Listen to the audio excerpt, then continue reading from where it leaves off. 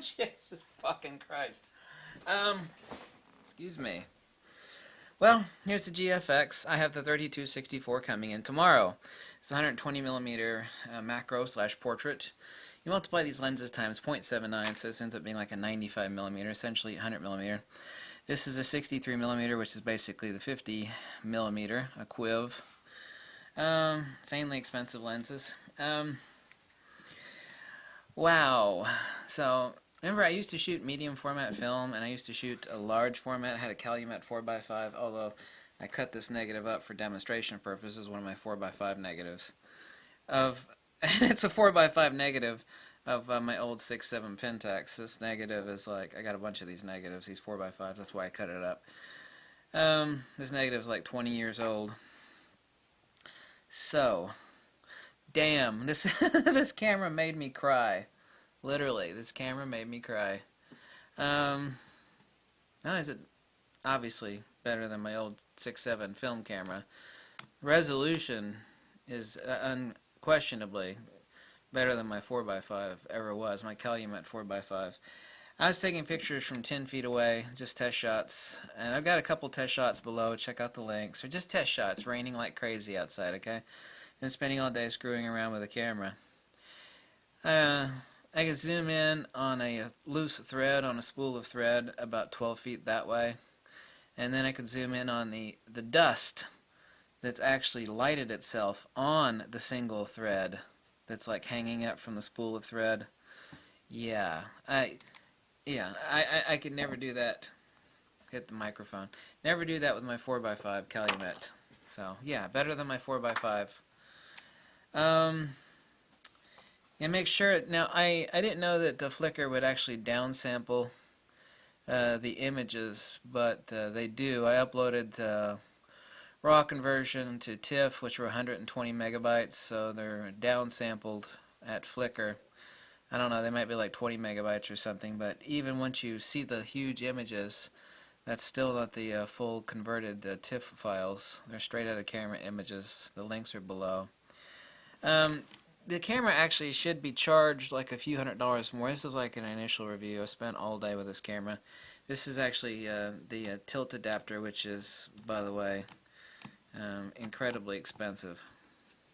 How expensive? Incredibly expensive. $560, right? Anyway, you're able to take it vertical. I don't like. I like it right here. It reminds me, I used to shoot twin lens reflex Yashica mats. And, God, what was the other one that I had? I had Yashica Mat 124Gs, and what else did I have? I had a Rolly, too. I had one Rolly, and I had like two or three Yashica mats back in photography school. Tilts, pans 45 degrees this way or this way. This is where I like it. This is wonderful. For waist level shooting, this is exactly like shooting my old twin lens reflex. And also, oh my god. Yeah, this camera actually made me scream like a stuck pig. I better not say that. I look like a stuck pig, right? This camera made me scream and cry. This one, wow. The images, incredible. By the way, the menu system is basically 100% what the X-T2 is. The only thing that's different is you have a couple more shutter options like electronic front curtain shutter. I'll discuss that later. I said the body's made in Japan. The viewfinder and the tilt shift adapter and the vertical grip are made in China. No big deal. They're actually really well made. The lenses are all made in Japan too. Excuse me, I almost said China. The lenses. This one's not too big. Now this one with the vertical grip and the tilt shift adapter and the 120 millimeter. Yeah, this is pretty damn heavy. I actually like heavy cameras. Some people are like, I don't like heavy well, it's medium format, baby.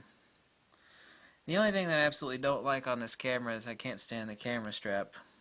It's using these posts. You know, you would think that, well, these are quick release, but they're not. They're only quick release if you don't have the wedge that's back in here out of them. Then you could quick release them. But if you don't have the wedge that's in there, then it's really easy to actually hit this thing, lift it up, and that lug fall off, and then your camera will hit the floor.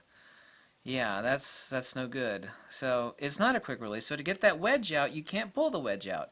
You actually have to take the strap off of the lug, pull the wedge out, and then take the lug off. So All the people that told me that this is a quick release, only if it is dangerously attached without the wedge in the back. There's a little wedge back here that keeps you from opening it and taking it off. So the answer to that is no.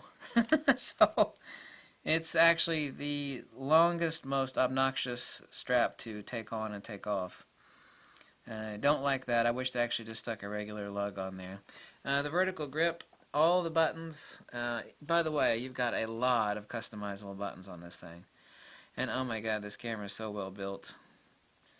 This camera is built better, and I've had my hands on a Phase 1. It's actually built better than a Phase 1, which by the way is $53,000. Mamiya Leaf, you know how much the Mamiya Leaf is? It's basically been sitting at $25,000 forever. $25,000 versus $6,500. This is made better than the Mamiya Leaf, which I've had my hands on many times, which I almost bought a couple years ago.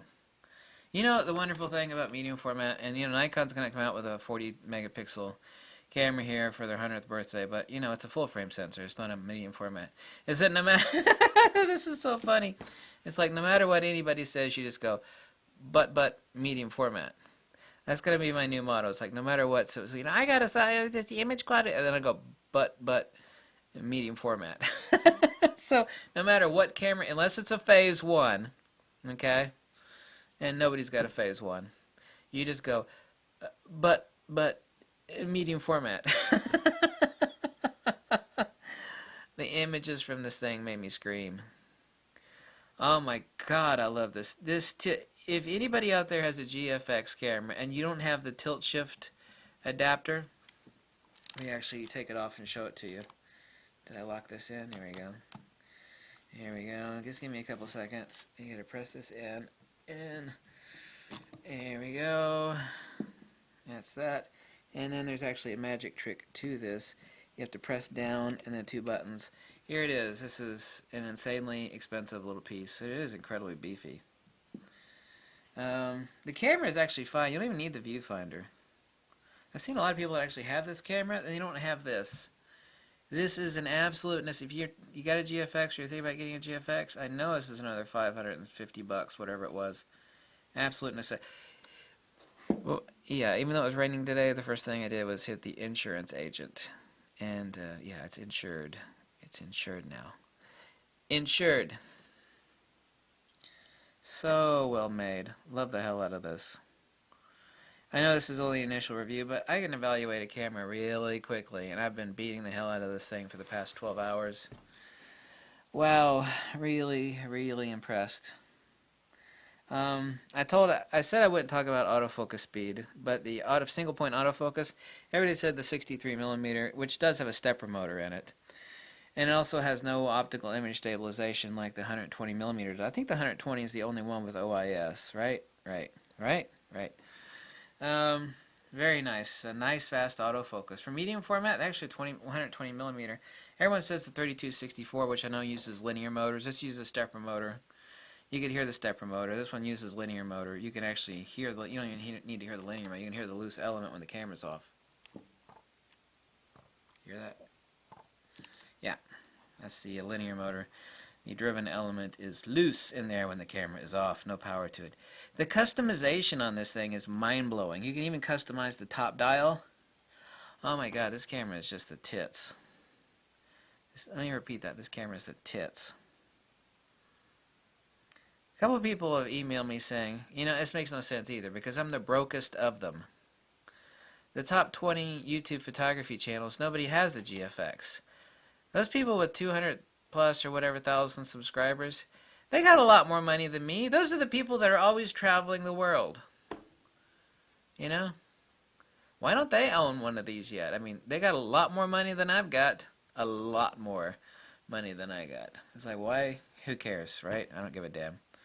But people did point that out to me. It doesn't make any sense. Let me put this back on. I actually would not want to actually take this on and off perpetually over and over. I'll do this later. I have to line it up and put it back on there properly. Incredible. It's actually a lot better than I thought. I know I've only had 12 hours with it, so this is not the formal review. But like I said, I don't need that much time to evaluate a camera. Don't need that much. Two SD cards. I said I got 3 batteries for it. A 4th one on the way. It's on back order, basically. Wow. I'm a total vertical battery grip slut, by the way, so I gotta have a vertical grip if the camera has the ability to have it. And this one is the nicest vertical grip with the most buttons on it, and they're perfectly placed. The ergos on it are incredible. Love the thumb rest in the back. Everything on this camera is placed properly. Love this camera. Did I mention this camera made me cry? The images from it are incredible. Much better than even my 4x5. If you want to argue with me about 4x5, no, it can't be better than a 4x5 camera, large format, which is what this is. Large format. Well, I shot large format for quite a few years. Did you? Probably not. This is better than my 4x5. By that mention, I don't have to stick my hands in chemicals. And, you know, don't have to unwind and pull leaders out of film. You know, well, actually, in the case of 120, there's no leaders to pull. Don't have to unroll any 120 and stick it in a darkroom or a darkroom bag. A zippered black bag with have elastic bands. Sit there, roll that 120 on the reels, do black and white, pour in chemical. You know, thermometer, screw that crap. 4x5, however, was a lot easier to process. I love processing 4x5, even though it's still... I'm having flashbacks to film, right? Film! People are like, why do you hate film? It's like, you didn't shoot enough film. If you still like film, then you didn't shoot enough film.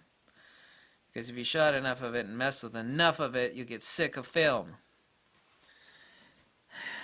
Invariably. There's still a magic to film, but then you look at the chemicals and you go, screw film. Wow, what a damn camera. This camera is underpriced. By the way, another thing too, these lenses are future-proof. Even Fuji themselves said that all the lenses for the GFX are compatible with future 100 megapixel sensors. That's important. That means that 2-3 years down the road, if they come out with a 100 or 80 megapixel sensor for the new GFX2 or whatever they're going to call it, then the lenses will be fine. But even if they 2 years down the road, let me ask you a question. Everybody, oh my God, I gotta have the latest camera. This is gonna be replaced. People tell me, oh, the GFX gonna be replaced in a couple years. It's like, man, let me ask you a question, damn it. When they replace this in 2-3 years with like the GFX2, and it's like an 80 megapixel, 100 megapixel, do you know how large and huge they can already blow the images that come out of this thing straight out of camera on the RAWs converted to TIFF. They're enormous. The croppability is incredible. Prints haven't changed any. Like 10 years ago, like people weren't mounting tiny prints on their wall, and like now we're like mounting huge prints on our wall. The 20 by 30 is the 20 by 30 is the 20 by 30. 3 years from now, 10 years ago, 20 years ago, 11 by 17, 20 by 30. This camera is future-proof.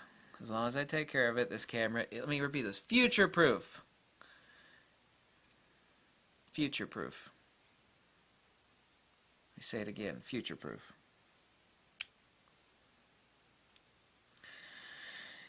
Anyway, this camera's been absolutely bat-crap crazy amazing. It's mind-blowing. And yes, it did make me cry. You see, I should not be admitting to something like that, but I am going to admit to it. I absolutely love, I don't know what sort of etching that they used to do that, but this is the first Fuji camera, or Nikon, I've seen that, where the magnesium chassis, I think it's laser, it's very precision, it's not cast. The compensation plus minus is not a decal, it's actually etched in there, like about half a mil deep. It's very detailed and very interesting. Unlike other Fuji chassis, I noticed a lot of the details on this camera. All the dials, by the way, are metal. The chassis is beefy as hell, like you can club somebody with it.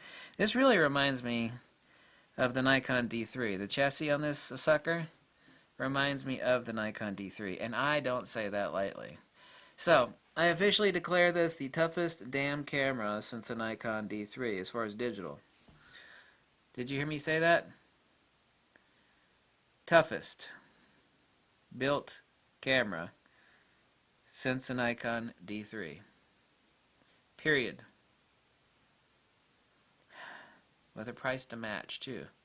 But it's medium format. This camera is essentially pretty much close. Same price as the Nikon D3 was when it came out, but, you know, talking 12 megapixel FX versus 51 megapixel GFX medium format. Thank you so much for watching. I've been killing myself today, going over this camera, testing everything. And I know what people are bitching about, you know, I've been using the Speedlight. I know it's not a studio strobe, but there are going to be options for strobe. I mean, I've been taking Speedlight shots at 1/4000, 1/2000, 1/1000th of a second all day long with this thing. You know, it's like, oh my god, it's only got a sync speed of 1/125th. So what? I'm taking shots at 1/4000th of a second with the Speedlight all day long. Oh, now what? Right? Well, I'm not tired. I need more coffee. Or maybe less coffee. Thank you so much for watching. If you like this video, drop me a buck or two. You can tell me to jump off a cliff now that I'm completely frigging broke. Baroque. Trust me. People are like, how did you buy that camera? That's expensive. It's like, well, I sold off 3 cameras and 4 lenses and been saving for it. You know? While you're like pissing your money away stuffing garter belts down at the local bar, I was saving for the GFX. Because I, you know, almost bought a Mamiya Leaf. Very expensive.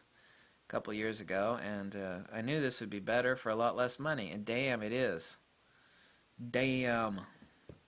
This camera is literally my expression earlier today when I wasn't totally exhausted. Oh my god! Yeah, exactly like that. Except with a few tears. Thank you so much for watching. Yes, the GFX is that wonderful. I'm not exaggerating.